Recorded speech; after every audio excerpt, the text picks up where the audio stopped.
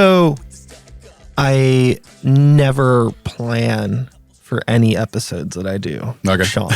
I know the person that's coming over, and I have a vague idea of what we're going to talk about. Okay. But as far as the subject matter goes, I don't have a guideline. Okay. One might say that I just wait for the spirits to take over, if you will. So while we wait for my ass to get haunted and create a positive conversation, a productive conversation, everyone, please make some noise for my friend Sean of the Bump in the Night Society. Thanks for having me. Happy to be here. Happy to see you. It's good. It's always fun whenever you've known somebody for as long as we've known each other, because we've had like multiple different lives of things that we've done, and you know, but we're still here, still having a good time, still kicking butt, taking names. You're kicking butt of, you know, living and non-living, depending on how you want to go about all of that. So for anybody that is like unaware, why don't you just like give me the 411 on what is Bump in the Night Society? Yeah, we're a paranormal team from Pittsburgh. Originally, we were Celestial Oddities Paraseekers, and then that group split up, and me and a couple of the other half of the group made Bump in the Night Society. So, you know, we explore different haunted locations, pretty much tri-state area. We even, you know, we're going to New York coming up too, and we've been to Indiana, so even a little bit more than tri-state area, but we go all over and check out haunted places and make content, and hopefully the long-term goal is to actually get our own show. Yeah. So now, in terms of this, you know, the paranormal world, I'm gonna be, you know, very upfront and just say that I'm somebody that has never had a paranormal experience in my life. I'm not like, I don't think that it doesn't exist. Just for whatever reason, the spirits have chosen to avoid me. Maybe it's too much baggage. Maybe I'm too chaotic. I really don't know. But it's nothing has really happened. There's definitely weird things that have happened, but you know, somebody could probably explain it. And also the way your memory like holds on to things that you think happened versus what really happened. It's strange. We can maybe talk about those experiences down the road, but it's not about me. It's about you. So my first question would be, you know, I'm assuming that prior to doing any paranormal investigating, there must have been some sort of an experience that you've had or that your friends have had or partner, whatever. Like, what's the story in regards to you and your personal experience here? Well, I mean, I'm still kind of skeptical myself. Like, I mean, I've seen some things, I've heard some things, but then it's like you were saying, like you look back on it and you're like, could it be explained or whatever? Because there's definitely been a couple instances where it's like, I don't know, you know? But I mean, the first experience I think I had was back when I was like a little kid and I was living in my house that I grew up in. And it was me and my brother, and we were like chilling in the dining room building these mini bricks. And I was probably, I don't know, 5 or 6. Like I was young. My brother's 6 years older than me. And we saw somebody in the doorway by the basement, like in a trench coat. So we went and told my dad. My dad looked through the whole house, didn't find anybody. We also, years down the line, which kind of coincides with this, is I was talking to a psychic, and the psychic was saying there was something in my basement, which obviously she didn't know anything about that. So it's kind of weird that we saw something when we were kids, and then the psychic like kind of confirmed what we saw, you know? Totally.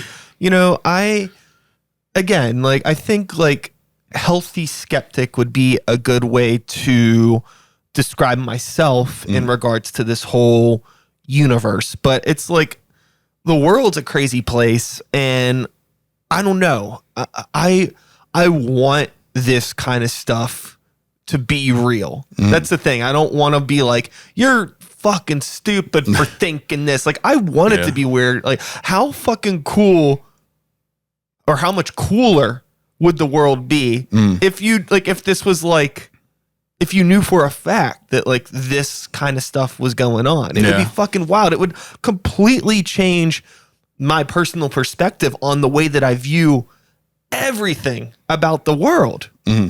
So I want to know. I want to be haunted. Please come in. knock over something. What if I had something triggered and the fucking poltergeist happened behind us? So, you know, you said that you are also, you know, skeptical in your own ways, but, you know, now through the course of doing some investigations, going on things like that, like what are some things that you've experienced that maybe have like either strengthened that skeptical nature or maybe like loosened it up? Like, holy shit, like this could be something.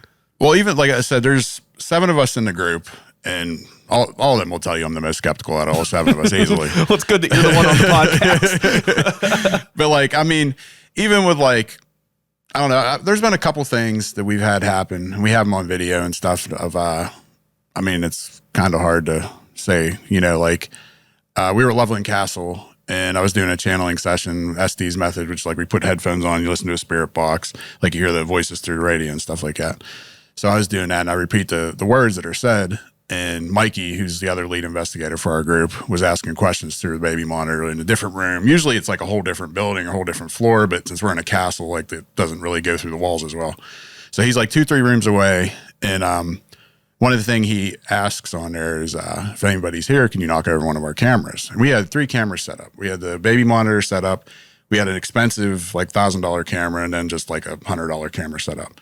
And we actually had a videographer at the time. And the videographer's like, not the $1,000 camera, you know? So after it happened, the baby monitor falls over right after he asks him that. And you could tell, like they all start flipping out. And I don't know what the hell's going on. I hear something fall. Because it happened right in front of me, but I have blindfold on and stuff too, so I can't see what's going on in the room. And so like you hear them flipping out, and then on the one camera, you see the camera fall down, you know. And actually Paranormal Warehouse actually like put our video on their website because it was pretty cool. Like it's poltergeist activity, like that doesn't happen, you know. But we've had other things too. Actually, just recently, me and Jen, my wife, who's part of the group, we were at Hillview Manor last week, and we're in this guy's room called Eli's room, and there's a para rope, which is kind of like in Stranger Things, how they have like the lights and stuff and they'll light up, you know? Yeah. So we have a string of these lights across the table, and we have these other headphones, they're called Lucid headphones, where you put them on and it amplifies everything. So I passed the headphones to my wife, and the feedback comes through them because, you know, they like closed. And so when the feedback hit, those lights came on, and Ken, who's one of the guys that works at Hillview, he's one of like people who runs it, his bag flew off the chair as that happened. Like she put the headphones, like it made that sound, the lights went off, and then the thing fell. So that was kind of cool too. I've actually seen a possession before too. Whoa. Yeah. And that was the scariest I've ever been on a place. Well, I would love to hear about the possession, but let's put a pin in that. Put a pin in the possession. I'm curious if, you know, so you've been doing, you know, you've gone on several investigations now at this point. You know, you probably, if I asked you how many, you probably couldn't even tell me. You'd probably have to think about it. Yeah. It's probably been a good bit.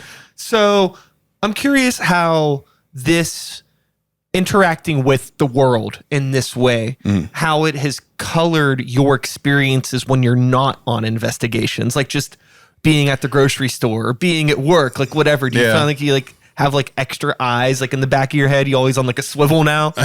Well, I mean, that's what they say a lot. Like if you deal with this stuff or if you mess with it, I guess like it'll open itself to you more. And it's even like, I'm not one of these weirdos. It's like, oh, that's paranormal. That's paranormal. Because there's a lot of people out there that are like that. I'm not saying everything's fucking paranormal, but you definitely, even like me working at a school, like if I'm around by myself, like, you know, dark down in a boiler room or something, you hear something, you think something, I'll turn on a ghost app on my phone or something, maybe, you know. But I mean, just like trying to communicate with stuff, I do feel like, I don't know if I'd say the spirit world knows, but it's like they try to contact you more because you do that shit all the time, you know? Sure. It's like if you are, like, say that the metaphor that I'm going to use is like, I'm a promoter of live music, and once people realize that you're a channel for them to get on stage, it's like now you're like a promoter for paranormal activity. Everyone's trying to get on stage. Everyone wants their slot. That's so funny. So, well, this would be a good segue into, you know, somebody of a previously living status or something of a previously living status, deciding to make their stage in a currently alive vessel, a possession, which you had talked about. Let's Tell me about that. So we have a documentary. We have a couple documentaries out on YouTube and that, and the one's called "Possessed and Oppressed in a Town Called Bel Air." After because I mean it's Bel Air, Ohio, is where that's we were so at. funny. Okay, we actually did a movie release at the Hollywood Theater in Dormont for it too. Oh, nice. So, yeah, that was pretty cool. But yeah, so the first time I've been to Bel Air numerous times. We know the owner and everything, but the first time I was there, which was actually with the old group, that's when the possession happened, and it was our group, like Celestial Oddities. There was PPI, which is Pittsburgh Paranormal Investigators, and there was a couple other like people that were there. Now, the guy that got possessed, I don't personally know him. So like talking about the skeptical shit, it's like, I don't know this dude. He could have just been a good actor, but it was fucking nuts. Like what ended up happening is we were there for the full weekend. So Friday night, we're talking about, like we don't think the place is haunted because nothing was really going on. And so like next day, Saturday, actually no, it was Saturdays when we were talking about it because nothing happened Friday. And I remember we got Burger King or something. We're sitting at the table, me and him are bullshitting. And later on in the day, he's playing with a pendulum, which is kind of like, I don't know if you know anything about it, but it's like a Ouija board, kind of like you have a board and then you have a pendulum, you like hold it and it's supposed to swing to different shit and like you ask it questions and stuff. I don't really do that shit, but some people do. So he's like asking questions and everything, and he's telling it like, use my body, you can use me. Like you're not supposed to say shit like that because that's how you get possessed. Yeah. But so he's saying shit like this, and earlier in the day I didn't see anything, but there was a group of them downstairs, and they claimed in the basement they saw like this light. More than one person said this, that there was this light moving around down the basement, which kind of goes with what I'm going to get to. Later on in the day, we're doing the SD's method, the channeling thing. The one lady from PPI is doing it, and she's really good at it, actually. Like, she's getting a lot of relevant answers. She's sitting in the middle of the living room.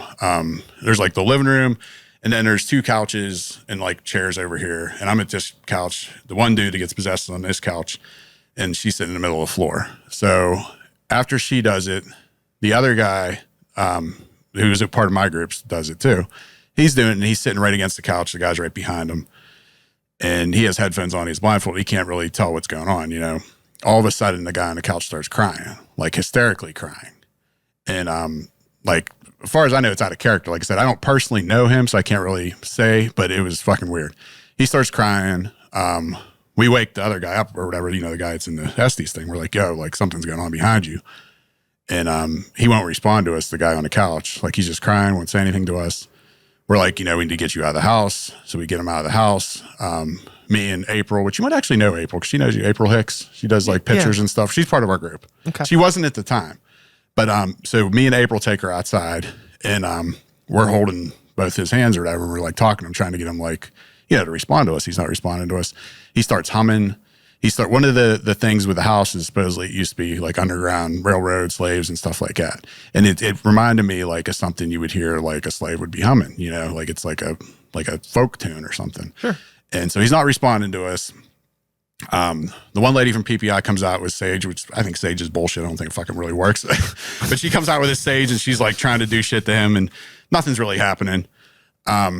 So we bring him back in, and the other guy that was part of our group, he's not part of our group anymore, which I think you probably actually know him too, Garrett Jagaman. He was Skippy Ickham. Yes. Yeah, he was part of Celestial Oddities with us. See, I don't really want to talk too much about what he does because that's his own personal business, but he does some occult stuff. Sure. So, like, we go back in, he does this ceremony, and it seems like it works. Like, everything, But during the ceremony, what's going on is, like, there's a big candle in the middle of the room, and the candle keeps flickering, like, and eventually it goes out. Me and April, like I said, we're still holding his hand. We were all holding hands like a seance, basically. We hear behind him, get out. He keeps saying shit like it's on the steps. It's coming up the basement. Like it's not a little girl, like saying all this shit. And you could tell, like, looking around the room, everybody was scared. Like, because, this ain't fucking normal. Sure. But like I said, Garrett does his little ceremony. Everything seems fine after that. One of the other guys in our group, him and his son were part of our group. And they're like, oh, like, you got to go up in the attic and you got to confront it. And the son's like, I'm not doing that shit. Like, he was like scared, And I called Jen. Jen wasn't there, my wife. And it was, 2 in the morning or something. And I was like, I need to go to the bathroom, but I don't want to go to the bathroom by myself. So I'm going to talk to you on the phone while I go to the bathroom. But nothing else ended up happening. But yeah, it was definitely scary. Yeah, that seems wild, and I think that it's really hard to, I don't know, like if I was in that moment, I don't know how I would react or what I would believe. I feel like, just like being in something as not paranormal as like a local music community for such a long time. I've seen a lot of people being fake and performing, you know what I mean? So I don't put it above anybody to be able to do something, but also, I mean, you really got to commit. And who knows? Like you said, you don't know this person. So. The weird thing is too, I'm not gonna say what his name is, but the dude that was possessed, I went on his Facebook page, and actually, maybe I kind of could say his name because it actually is relevant to what I'm gonna tell you in a minute. But I went on his Facebook page, and this was weeks or a month later or something. In his picture, he had a picture with like black, like possessed eyes. Like I don't know if he did that intentionally or it was something like influenced him. It was fucking weird because it wasn't like that beforehand. And another thing is too, like he was still out of it the next day, like when he left or whatever. But talking about about his name, his name is Eddie, or James is his real name. Eddie's his nickname. And it's weird because 2 of the spirits that are supposed to be in that house are James and Edwin. Edwin is the one, lied is the name of the girl that died in the house. And supposedly he tried bringing her back. So Edwin was his sister or whatever. So his name's Ed and James, like 2 different spirits. Like it's weird that it went after him. Sure. And also I kind of not talking shit, but I kind of feel he was the weakest out of our group. So if it was going to attach itself to somebody, that would be the one he would attach it to. Okay. I understand. Yeah. I haven't had any real experiences with the paranormal in my life. I did mention that I have a couple stories, one of which I will share now. Okay. So this is by far the weirdest thing that has ever happened to me. And it's really not that strange, but you let me know what you think. All right. So I was in high school at the time, teenager, 15, 16 years old. Okay. It was at my apartment that I lived in with my mom, and anything that ever happened to me in this apartment, there's 3 things. It was all in the same apartment, in the same room. Okay. All 3 things. Pretty close to each other. Because we only lived in that place for maybe 4 or 5 years, right? Okay. So the first thing that happened, I'm sitting on my bed and I'm drawing. And in front of my bed, I had an entertainment stand with a TV and, there's a stereo and some other shit, right? But it was one of those entertainment stands where the TV's enclosed in a box so you could put shit on top, and have some action figures and stuff up there. And there was a glass cup up there that was just empty from a soda or something that I had been drinking. And I drawing on my bed and there's something on TV or music's playing. I don't fucking know. But then I hear the sound of something hitting glass. So I looked up and I was like, there's that glass. And then inside of the cup, there were 2 quarters. Oh, really? Just out of nowhere. Yeah. Yeah. And there was nothing where they would have fallen from. Yeah. I don't think my mom was fucking LeBroning it when I wasn't paying attention or something. Yeah, just sure. 2 coins. That's the most tame of the stories. But what the fuck is that? You got any insight on that one? That is called something, I think, but I'm not exactly sure what the term is. But when stuff appears out of nowhere or whatever, you have any history of the place? Was it an old place or? No. I mean, so we lived it was in Braddock Hills. Okay. And it's an apartment complex where there's a bunch of different apartment buildings, and as far as I know, the development couldn't have been any older than the 70s or 80s maybe. It's very just no deaths that you know of or nothing like that. No, nothing that I'm aware of as far as that goes.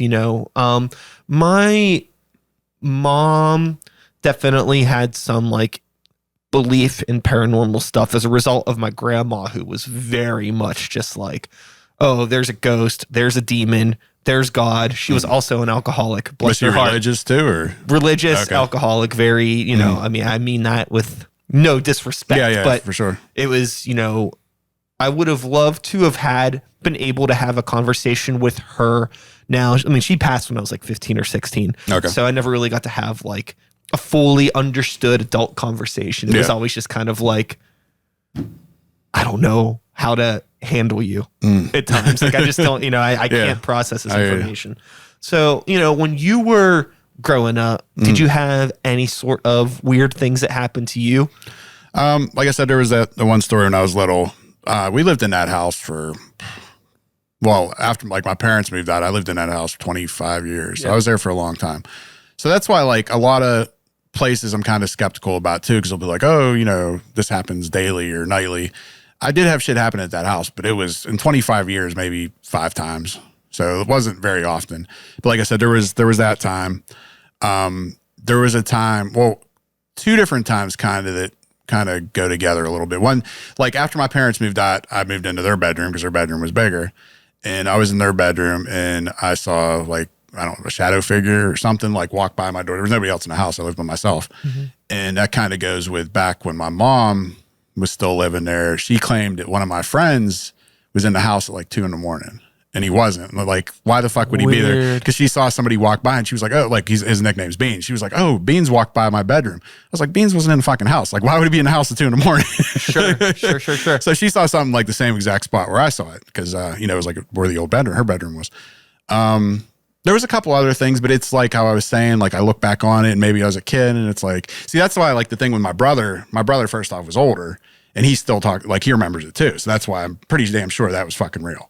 Yeah. But there's other stuff like when I was in my bedroom, I woke up and I was a little kid and I saw like a family at the end of my bed. But it could have been, you know, like I had a dream. Maybe I woke up, maybe I'm still seeing shit because, you know, like that type of shit happens. And I also used to hear shit in my attic, like walking around, like it sounded like something was up in the attic. But other than that, like nothing really major at that house. Yeah, it's so weird. Like when I think about that story with the coins, you know, it's like, was there just like a weird sound that happened on TV, or if I was listening to music like that happened that made me think of that, and then for some reason like I had put coins in that cup or the coins were already there. Like I don't remember why or what, like how that happened. Yeah. Well, that's probably even the same though. Like too, like maybe other shit was happening. You just didn't realize it. You know, maybe you didn't notice it. Yeah. That was the one time you maybe caught them, you know? Yeah. You know, well, like I said, there was 2 other things that happened in that bedroom. And actually, I never even put the 2 and 2 together on this until just now when I was thinking about it. But not only did the second thing that happened happen in the same bedroom, but it also involved that entertainment stand and pretty much right in the same spot. Okay. Right. And it also involves glass. I never realized that until now. So it was one of those TV stands I had mentioned where like, there's like the recessed area for your fucking old school box TV. It was back before the wide screens. And then on the left-hand side of it, it had like the glass doors that you would put like the stereo or your DVD player behind, right? One day, I'm just somewhere else in the apartment and I just like heard like the sound of like glass shattering. Okay. And one of those glass panels had just shattered into like, you know, hundreds of thousands of little tiny chunks, not just like, you know, like it cracked and broke. Like it like shattered out of nowhere. You probably got blamed for it, right? And yeah. And I was like, what the fuck? You know, like it was total chaos. And like literally like when that thing happened with the coins and the glass, they would have been like right on top of where that is, like in that same area. So that's very peculiar. Where did you get that object? Like that stand was that? That's a good question. I think the stand was just probably one that my mom had like for the living room, and then she probably bought something new, and then I acquired that like as a result. Because I mean, they say stuff can like attach to objects and stuff. Like, so maybe the object was haunted. Was the third thing have to do with that too, or no? So the third thing does also have to do with glass in a weird way, but not that object. But it could have been something trying to get to that object, because the third thing involves a living thing. Okay. I guess we'll get into it. No need to fucking cliffhang it. This ain't fucking Stranger Things. Wait for volume 2. Okay, so this is by far the wildest. So we're going in extremes. Okay. So that TV stand that I mentioned was, up against the wall, and then so say that TV stand is right where like these action figure stands are. Okay. And then on this wall here, there was like a window that, looked outside the parking lot. There was a tree right there. So one day, I start to hear I heard something like hit the glass. It was like a window, thump. you mean? Yeah, it was like a thump that hit the window. And I'm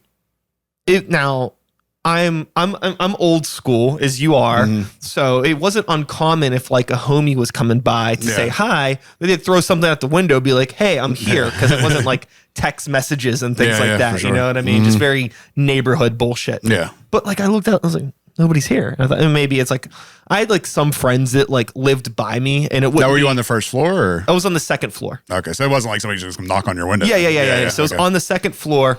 But like, it's like, okay, well, maybe somebody just threw something at the window. Like my boy Mike, like just like threw something to fuck with me on his way home. Like he's just like walking past, But I didn't. There was nobody there, right? So then I started hearing it again, like a couple times, and then eventually I started to notice that there was like shit on the window.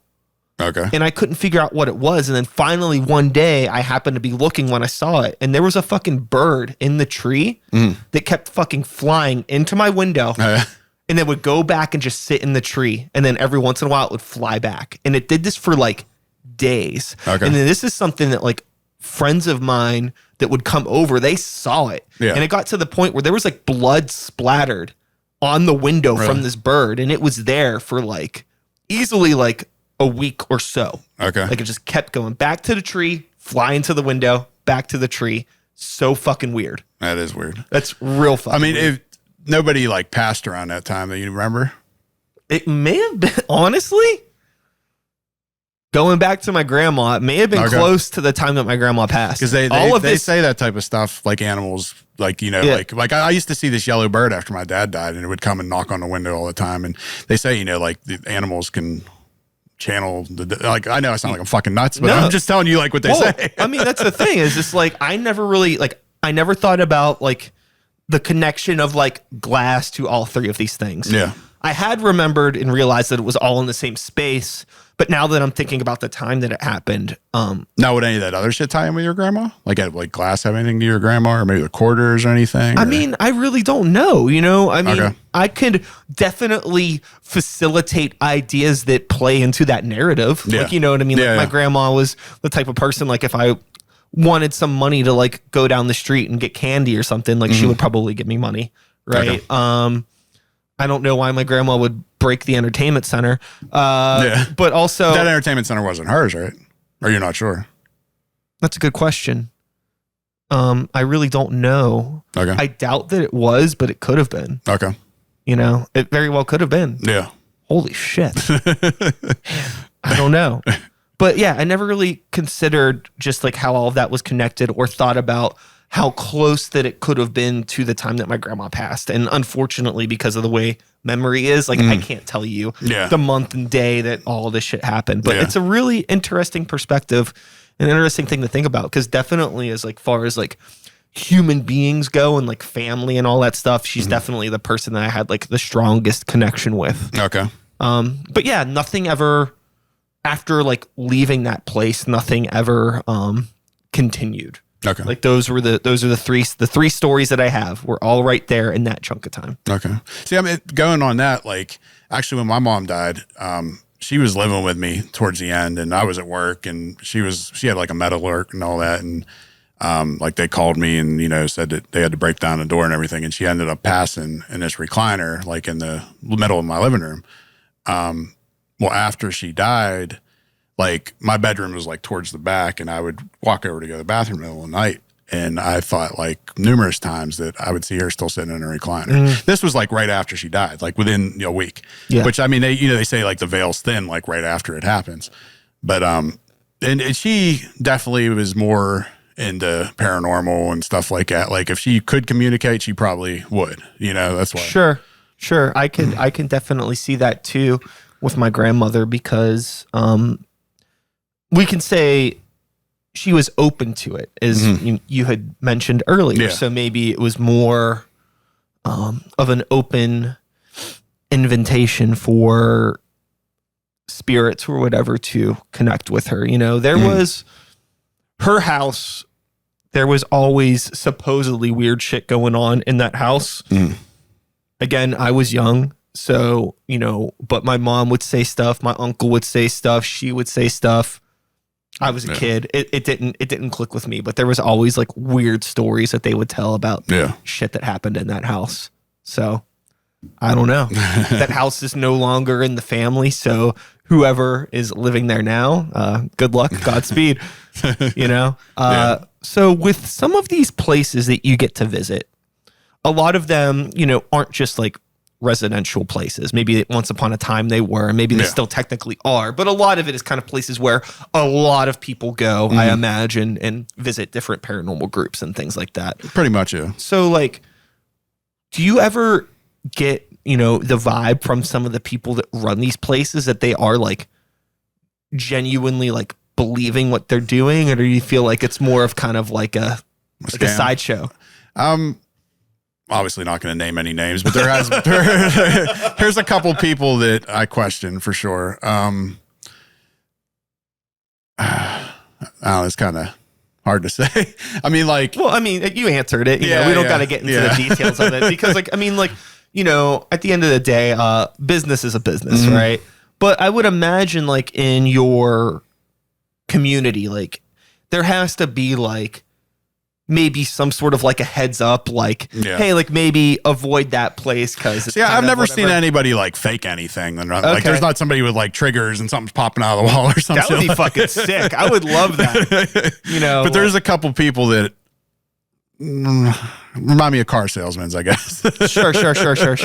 Yeah, I would love it. Like, have you seen Ouija Origin of Evil? Oh yeah, the second one. That one's so much better than the first one too. It's so fucking good. But the like the whole beginning of that when they're running like the Ouija scam in the house and all that stuff. It's like, even if I knew that like it was a sham, I would like go just that'd be cool. It'd be so much fucking fun. Like a truly like private, interactive sort of haunted house experience. Somebody has to be doing that. There's so much money to be made. Kind of like even though like they have escape rooms and shit like that. Yeah. It'd be like kind of the opposite sort of thing. So with the paranormal and like this spooky / horror adjacent thing being a big part of your day to day or your, week to week, whatever. You're probably thinking about this shit every day in one way or another, right? It's definitely like the more you get involved with it, the more you become obsessed with it, I guess. So, how does that affect your interest in things like haunted houses or like Halloween in general? Like, does it like, are you like, cool, it's that time of the year, or are you just like, fuck, like I don't care anymore, I'm dealing with this all the time? It's kind of weird that you say that because like I don't know if you know or not, but I work for Scare House, and I've worked for Scare House for 7-8 years now, and it could be an age thing, but it's like I don't want to do it as much anymore, But yeah, I still love haunted houses and that, and I've always got like with like my parents, my dad was always more into history, but my mom was into like horror and paranormal. And so I get a little mix of both, that's how paranormal is. Like say you go to Gettysburg, you get all the history, but there's paranormal shit there. But like, yeah, with haunted houses and that, I still like going to them, but it's not the same as it used to be. And especially working for one, it's like, sure, I don't know, like I'm getting old and like. An interesting thing that you just brought up, another thing that I had never really thought about before, and I guess maybe I need to call myself out on this, but with paranormal, it does always get tied to like horror in a lot of ways, right? But you mentioned something like Gettysburg where it's like, that's not really spooky. It's just history and paranormal. Why does everything paranormal have to exist in this all black, dark, creepy, spooky aesthetic. Yeah. Even like not calling you out, but like the Bump in the Night Society and you have the fucking spooky ghost and all that shit on the shirt. I mean, it's dope. But Thanks, like, man. it's funny how it always leans into that dark stuff. And even when you see like people doing like the shows and things like that, it always seems like it leans more into that. Well, yeah, I mean, even you might know more about other people that like maybe stay away from the like spooky stuff. Does that exist? No, I mean, a lot of the people that are involved in this are either probably, and I mean, there's Christians and everything and stuff like that too, but there's a lot of like Wiccan alternative people. Yeah. I mean, like, when I did music, I was kind of into the darker, and I was like a juggalo and stuff too. And so I was into that type of shit, you know? So, I mean, that's who I am, but that's not like how everybody is, but I'd say a good majority or dabble with the darker stuff too, But I mean, there's people that are all light and everything and this and that. And like, there's like demonologists and stuff like that. And I don't know, I guess we have a little mixture in our group. Like, I'm not sure what some of, like my wife, she was raised in a Pentecostal church and her mom used to do, what the hell's the word? What the fuck is that word? Not like an, shit, I can't remember what it's called. Oh, deliverance. She used to do deliverances like with prayers and stuff, and she'd deliver people, and people would come to see her if like they'd bring her a Ouija board or something that was cursed or something like that. So like religious wise, like that's what my wife kind of messes with different things. Like she's kind of into hoodoo a little bit. She kind of dabbles with some other darker stuff, but she's Christian. She believes in God and everything, Mikey, I'm not exactly sure what his beliefs are, but I know he's like he's been in metal bands and stuff before and shit like that. And he's done some like satanic shit in the past. Like I know for a fact. But April's Wiccan. So I don't know. We have a mixture, I guess. Yeah, sure. A little hodgepodge. Phil's actually, he's probably the most like goes to church and stuff. Lutheran, he's religious. Probably more than the rest of us. Yeah. Yeah. So I think that it's probably really hard, if not impossible, to genuinely believe in this stuff, but not have some sort of acknowledgement of faith, whether or not you practice it or not. Yeah. Like I'm not a big religious person. I don't necessarily, I guess in the same way that I've never experienced a paranormal activity. Yeah. I've also never experienced like a religious and a divine intervention, I suppose would be a dramatic way to put it. Like those things have just passed me, or maybe I just haven't seen them. But I do feel like it would be really crazy. Like, as I said before, if I had like definitive proof of like something paranormal and how it would like change the way that I view the world, it would be like impossible for me to not believe in a higher power if I experienced something paranormal. So it would be like need to come out with us sometime. It'd be absolutely impossible. You know what I mean? Maybe I do. Yeah. But also, it's like I wonder if my skepticism will like keep me too closed off from it, or like if I'm like skeptical, does like one bad apple ruin the bunch? Like if you have a group of people and one of them's very much just like, this ain't gonna happen. Yeah. Is it actually gonna happen? It probably depends on the location. I mean, some places are very active. Some of them are negative. Some of them are like, there's a place we stayed, Inspiration House, which is owned by Michelle Ballinger. She's like a psychic. She's been on Paranormal State and different shows. Her place is supposed to be more of like a retreat. Nothing bad supposed to. She does have a museum though with cursed objects in it inside the house. And I actually held a cursed doll and you heard like a voice come through it on a spirit box and stuff like that. But like something like that, I don't think you would have an experience, just something that's like calm. But if you went somewhere like either like Bel Air, like I said, where we saw that, or another place we went to was Monroe House. It's called the Mysterious Monroe House. It's in Indiana. We had a lot of crazy shit happen there. Like everybody in our group had crazy shit happen there. I could tell you a story or two from there if you want, or I don't know. Sure. I mean, if you feel like it's okay, feel free to share. Well, one of the crazy things that happened, like there was all 7 of us were actually, or no, 6 of us, because Phil wasn't there, which getting into Phil, like I said, he's kind of religious. He kind of doesn't deal with the demon shit as much. Like he claims he's going to come. We're supposed to go to Bel Air, I think, in November, but he's never been on any of the demon shit with us. Like he didn't go there. He didn't go to Monroe. So he didn't go. But the other 6 of us that went, like it was me and Mikey down in the basement.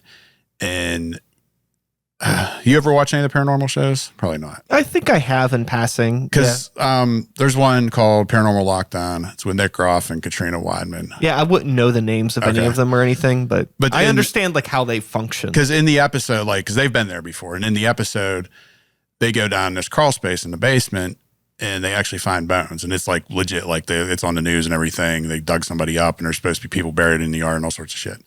So Mikey went down in the crawl space. I was down in the basement with him. I just, chilled like in the area. Like I'm not going in a fucking crawl space. But he went in the crawl space. He took a baby monitor back there. And I had a laser grid and a camera, like a regular camera, and then like a police cam set up so you could see me too. As we're doing like a channeling thing, first off, the baby monitor freezes up. He's wearing a respirator too because he's underneath his house. So it looks creepy as fuck because it's like, night vision and stuff. So it froze up on that. Then like where it was plugged in at, there's 2 different plugs there. The thing started crackling. Like it could just be an electrical thing, but it was fucking weird. This all happened at the same time. My laser grid kept going in and out. My flashlight kept going in and out. And then Mikey got grabbed by something. Now, it could have been a bug or something, or it could have been like a snake. I don't know. He felt something moving underneath him, that grabbed him. You ever get grabbed by a bug? Well, I don't know what the fuck it was. I'm just telling you, like, he said something like grabbed him underneath. Totally. And he actually freaked out. And he doesn't freak out. Like, he wasn't at the Bel Air thing when that happened, so he didn't even get to see that. Mm-hmm. But he even said, like, it's the first time I've ever been freaked out. And then he leaves me down there, too. He, like, gets out of the hole and leaves. And I'm like, what the fuck? Like, you're just going to leave me down here by myself? But going on with what was going on down there, later on, a couple other things that happened.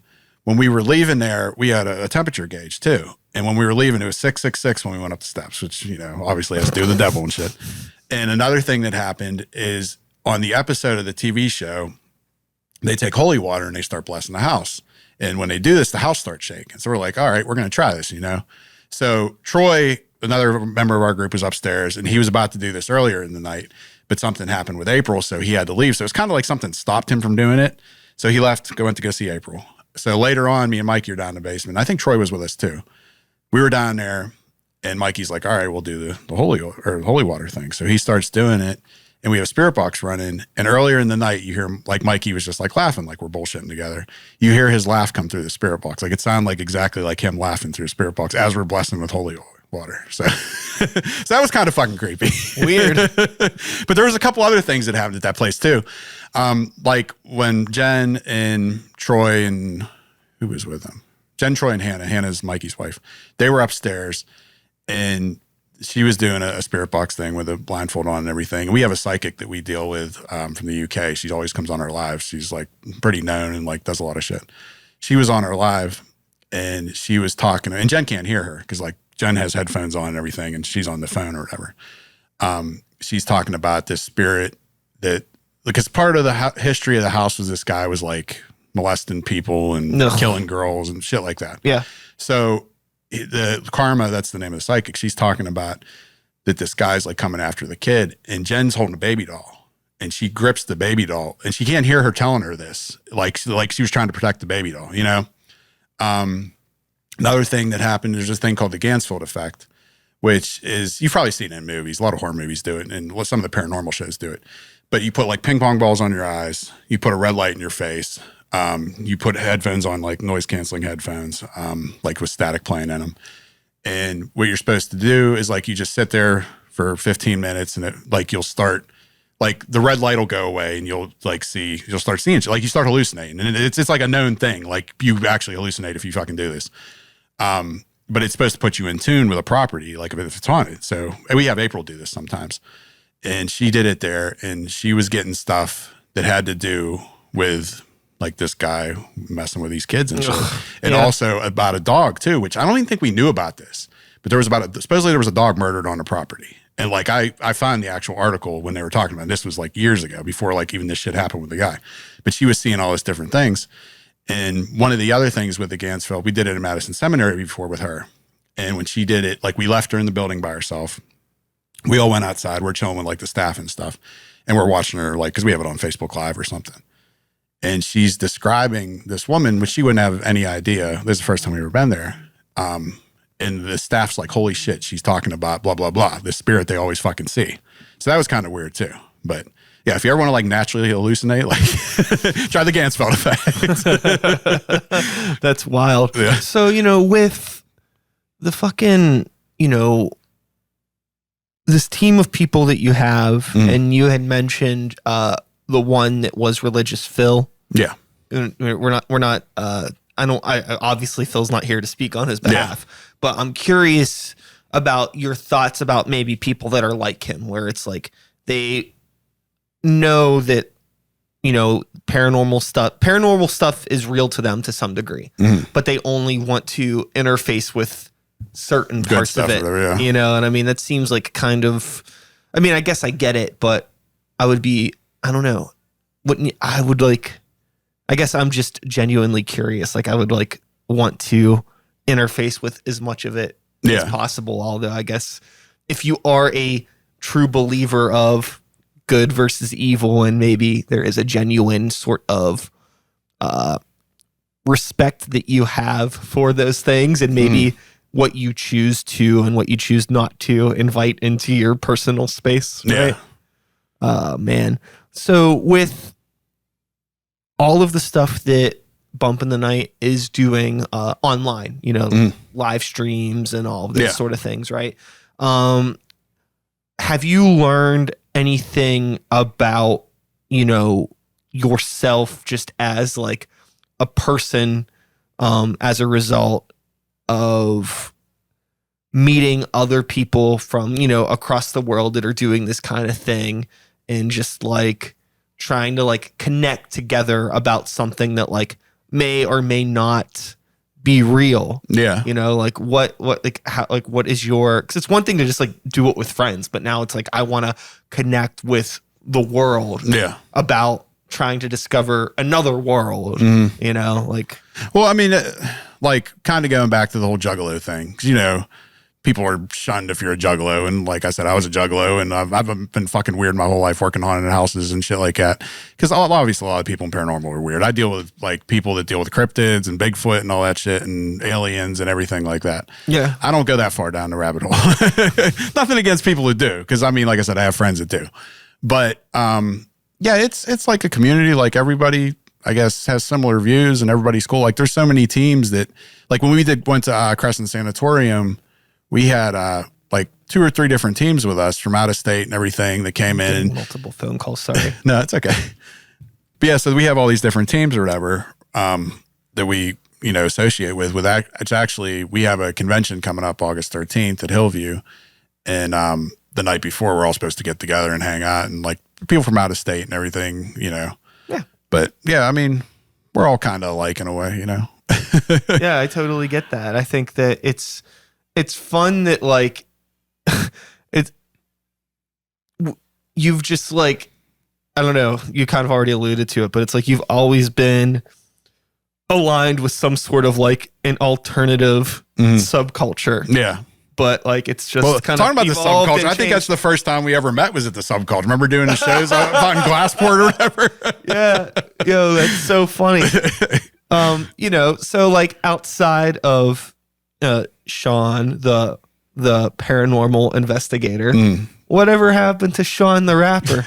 The funny thing is, like, I had people on our podcast last night, and I was telling them I used to rap, and every time I like say that on a podcast, they're like, "Oh, you have to rap." I was like, "I don't fucking rap anymore." Yeah. Which, I mean, there is kind of like a gimmick I want to do, because like I don't know if you ever seen our TikToks, but we do a lot of funny, goofy shit on our. We have 138,000 followers on our TikTok. Nice. So, I mean, we do all right on there, but so we do a lot of funny, goofy shit. And I want to actually, I bought a ski mask. It has the Bump logo on it. It says G Willikers across it, because that's my rap name. And my daughter came up with like, you know, like Scooby-Doo, G Willikers. But I wanted to do like a gimmick where I might start doing like paranormal rapping, and just for like, you know, 30-second videos, but not actually like doing songs. Or maybe I'll do a video. You did a video for me back in the day. Maybe we'll do a video down the line sometime. Yeah, it's a very long time ago. Yeah. I actually just showed that video to somebody I worked with the other day with my daughter, you know. But yeah, I mean, I don't know. I just feel like, especially for rap, like, I don't know. I'm too old to be doing it anymore. Like, sure. Like I have people who are like, oh, you should get into country or country rap or do something that's like, you know, more age appropriate, I guess, you know, like, but I don't know. I don't have the drive to like write anymore either, you know? Yeah. And I miss it. I love performing. Like performing's fun, obviously, you know. Yeah. But I don't know. I still, that's like when I had these guys on last night, I was telling them that I never did like an official retirement show, and I always wanted to do a Halloween show. So maybe one of these Halloweens I'll do one more show. Yeah, I got it. Yeah. I think it's like a really hard thing to keep up with, especially if you feel like, you know, like environment is everything, right? And like I imagine it just probably got to a point where like your life is changing. Like you're not maybe hanging out and going to a bunch of rap shows anymore. You know what I mean? The whole scene has changed too. Yeah, like, you know, there's no hip hop buffets or nothing like that anymore. Yeah, so environment, community, all that stuff kind of changes. So, you know, it gets to a point where you just kind of find yourself doing other things, you know? Like I still do music, but it's been like a really long time since I've just played like a hip hop show. Yeah. You know, they happen. Yeah. And like, I know that some of the people that do some of these shows, but also like a lot of those people are half my fucking age. Yeah. Not that that really matters, but also it's just kind of like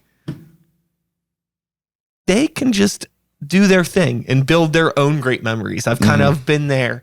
I've done that. I think I need to keep doing it. Even some of the like, you know, rap music's a lot different now than what it was like when I was coming up, you know, like, I mean, I'm not going to be auto-tuning myself or doing mumble rap or nothing like that, you know? Totally. Yeah, totally.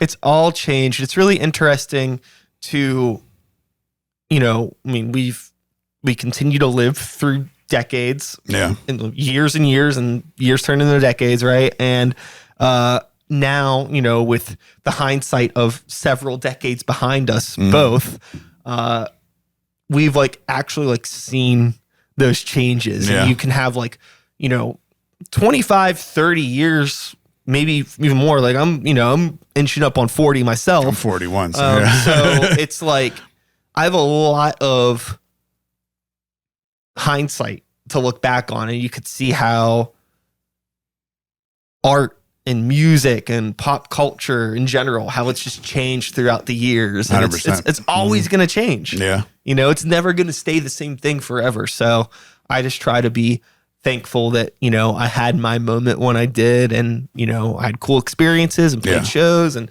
met cool people, and, you know, we're still just fucking chilling. We're still doing our thing. And I'm glad that there's still a place for young people to like create those memories now. And hopefully, you know, into fucking, you know, 15, 20 years later, they're still hanging out doing a podcast talking about whatever the fuck they've been up to. It'll be some crazy new thing. Oh yeah. Just like some neural link fucking, you know, we're just tied into each other. Our thoughts or whatever.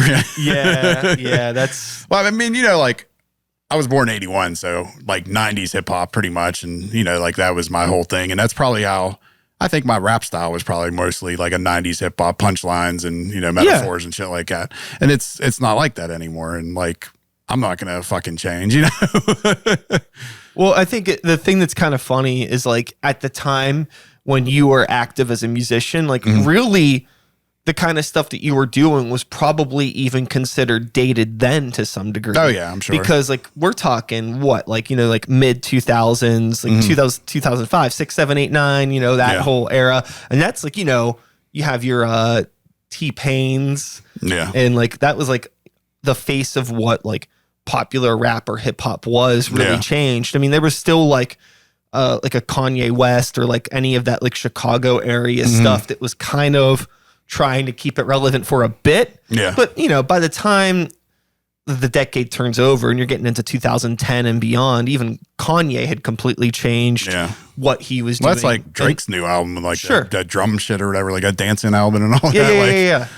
Yeah, it changes and evolves. And it's like, where do you fit in to that? I mean, you could still just do the stuff that you want to do, and I'm sure there are plenty of people in your demographic that would be happy to hear it. Like age-wise. Yeah, you know? for sure. And that's the other thing too. It's like so weird to think about the idea of being like a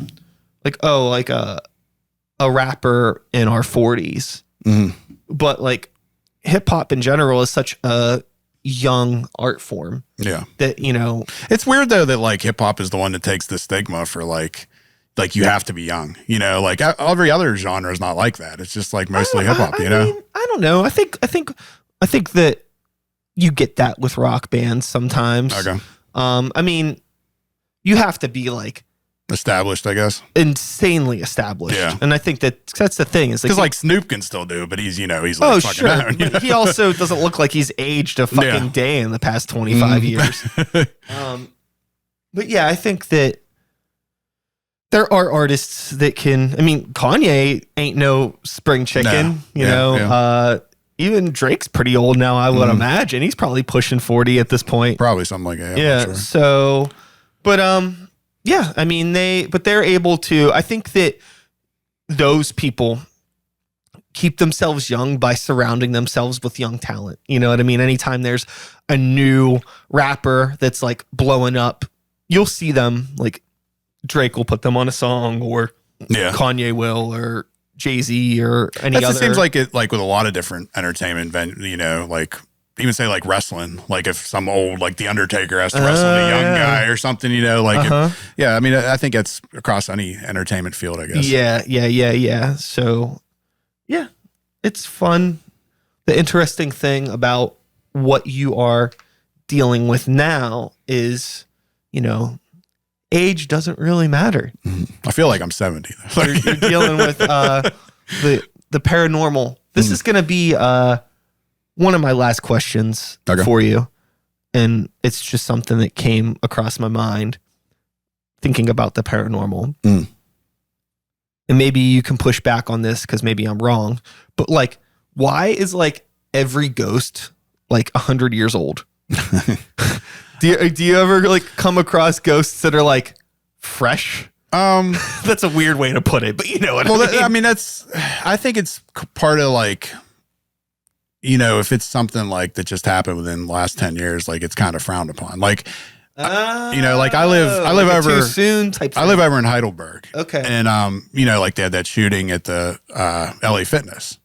Cause like I've had people before like, oh, you should try getting there. Like that's too soon. Like people don't want, if these people are still living, even like we've been to Trans-Allegheny and there's a guy who died in the 80s and the guy that killed him still alive. So it's like, do you talk about that type of shit? Because that guy's still alive, his family's still alive. I think that's part of what it is. I honestly, like I said, I just had that thought 3 minutes ago and hadn't given it much thought. That makes a lot of sense. Yeah. I can definitely understand and empathize with the sensitivity around something like that. Yeah. Okay. Well, that makes sense. Because like, I'm thinking about like people die all the time. Because I mean, it's not to say it doesn't happen. People die every day. Yeah. I mean, like, there's somebody dying right now. Yeah, not to get political, but like all the bullshit shootings and everything that's been going on, like stuff like that. Like I'm sure, something like I'm sure those properties probably would be haunted down the line. Like, but you don't talk about it right now, I guess, Yeah. In a world where the places that we think of as being traditionally haunted for the reasons that they may or may not be haunted. I could definitely think of quite a few that might be like tragedies that's happened recently and stuff. Hot spots maybe at some point in time.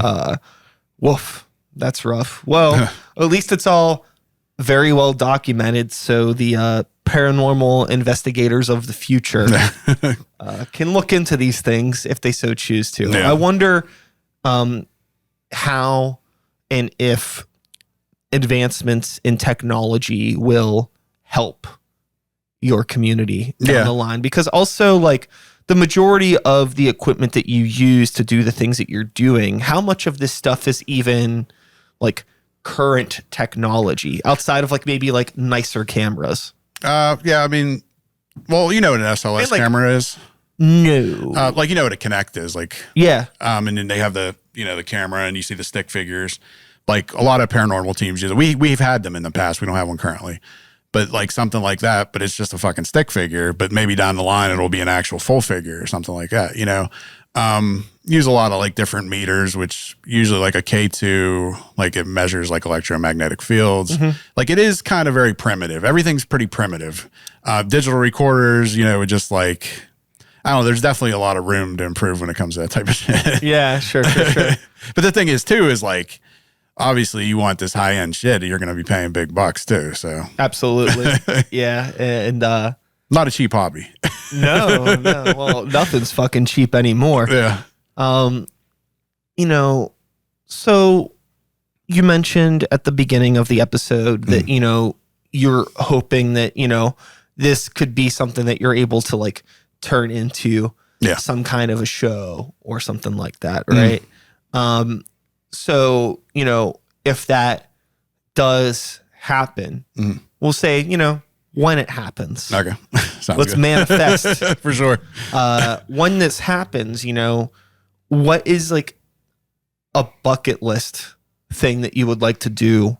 Like a haunt that we'd like to go to, you mean? Anything, like anything that you would like to do. I mean, I guess what you're doing primarily is revolved around like haunted shit. Yeah. But like, yeah, what like, well, there's definitely a few places I want to go. Like, I want to go to the Winchester Mystery House in California, which my wife made a TikTok about them, and they actually sent us a thing saying if we're ever in California, we can get in for free. So that's kind of cool. But obviously, like something like Dracula's Castle, which is an actual real place. Like it's Vlad the Impaler. It was based on a real person. I think something like that would be cool. A couple of different foreign places. But if we're talking about like show wise, like, I don't know. There's not really a lot of shows out there that do what we do. Like we do paranormal. Everybody does paranormal. But like we have a sense of humor. Like we fuck around all the time. Like I kind of like want to put that more in our shit. Like you could see that we're just normal fucking people. We hang out. We have a good time. Like we bullshit. Like it's not 100% evidence and just because, I mean, to be honest, a lot of shows are fucking boring. totally, yeah. Like who wants to just like stare at the same shit or listen to a recording the whole time? One of my favorite shows, actually, paranormal wise, is Ghost Brothers, though, because they add a little humor. I've met them before too; they're cool as hell. But like they add humor. Like there needs to be more humor in the paranormal. Like it can't just be you got to be serious 24/7. You know? I understand. Yeah, I think that. No, I'm not saying like you mock it or make fun of it. You know? Yeah. I mean, it's more just. I think that the thing that rubs me the wrong way sometimes about anything that is considered air quote reality TV is when they like go out of their way to try to subvert any sort of genuine human behavior, right? Like nobody is serious all the time. Nobody is really goofy all the time. Yeah. Nobody is really sad all the time. You know, most people are a mix of all of those things. Yeah. So it's important to highlight that because it makes you seem like an actual human being. It makes it, you know, other than like, oh, this, even if it's not scripted, like you know, when somebody's acting like a certain way all the time, it's just like, this doesn't feel genuine. Oh, yeah, I know. I mean, that's like this, one of the guys, Dave Schrader, he does the Holzer Files. He's on TV and stuff. Met him a few times. He's cool as hell. He's funny as hell. But they don't really like show you that on TV. Like they just make it a regular show. Like if they showed his actual personality, I think it would add a lot of layers to the show, you know? But even like I was talking about going off what I want to do, one of the things I actually just remembered, one of the things I've always wanted to do is buy a property that's not haunted and see if I can make it haunted.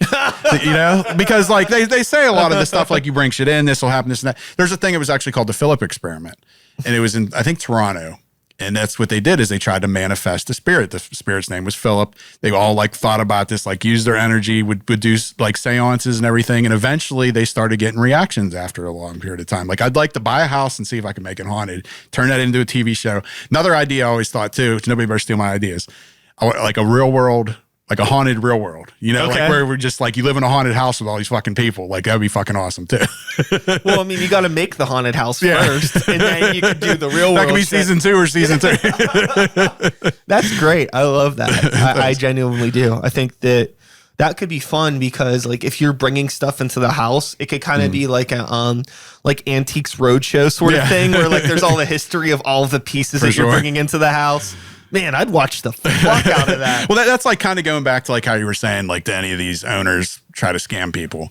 And like I said, I'm not calling anybody out, but I know people that'll intentionally bring stuff in, like haunted objects or graveyard dirt or this and that, just to try to amp up stuff in the house. Now, I don't know if it works or not, but like I said, I'm talking like, I don't even want the house to be haunted. I just want it to be a normal fucking house. Let's start from scratch and see if we can make it haunted. That'd be great. I think I would watch it. And I think you would get a lot of people that would be into that. So, as we finish up our conversation today, I do want to thank you, Sean, for coming over. Thank you. Let people know where they can find you guys, where they can watch the live streams and all that sort of stuff. Do the whole 1-2 punch of promotions. I usually have Phil do this because he never remembers, but but yeah, I mean, we're on Facebook. We have a Facebook group, private group. We have a Facebook page. We have a podcast that's called Bump in the Night Society presents Exploring Your Society, which you ever want to come on, it's not just paranormal, it's anybody, anybody. Anytime. Hit me up, man. I would love to. That'd be awesome. Yeah. But so we have a podcast. We do that. We've been doing it Tuesday nights at 7 live. We also have a YouTube page. We have a couple documentaries on there. We have, like I said, our TikTok's pretty big. We have an Instagram, Twitter, Snapchat, all that shit. We're having a convention August 13th. We'll be at Hillview Manor for a convention. I don't know when our next investigation, I don't think, is actually for a while. Me and a couple people are going to Greenville Manor this Saturday because we're filming something for our documentary because we're like, interviewing the owners and shit. But then we're going to be at Sleepy Hollow Con, which is not till October, but we actually got asked to be speakers there. So that's pretty cool. Me and my wife were supposed to speak at that convention. Oh, yeah. That's awesome. Fuck yeah. And then we have other stuff, like we're going to be at Indiana Sanatorium down the road, Bel Air House. But those are a couple months. There's Lake Shawnee we're going to be back at, which I don't know if you heard about Lake Shawnee. It's a pretty cool property. It's an old amusement park, Indian burial ground. I've been there before. I'm not it's really familiar. cool. Where's that at? It's Rock, West Virginia. Okay. Yeah, but that's a really cool place. But I think that's it. Groovy. Well, if you are somebody that is into the paranormal stuff, I imagine you must be if you've listened to this entire hour and you're not familiar with Bump in the Night, go follow them and go to the events and you'll see them around. For sure. Very kind people. They'll haunt you with kindness is what I'll say about that. And then myself, Brian, I will be back sometime soon. I don't have a set schedule anymore. I'm just uploading episodes. I edit them and then I upload it. So whenever it's out, it's out. So you might get an episode tomorrow. You might not get an episode for 4 years. Who knows? Whatever. I've been down that road. So, but more than likely it'll be sooner than later. So yeah, that's going to be about it. That's our podcast. Thanks, Sean. Thanks so much. And goodbye, world. See ya. Watch out for ghosts.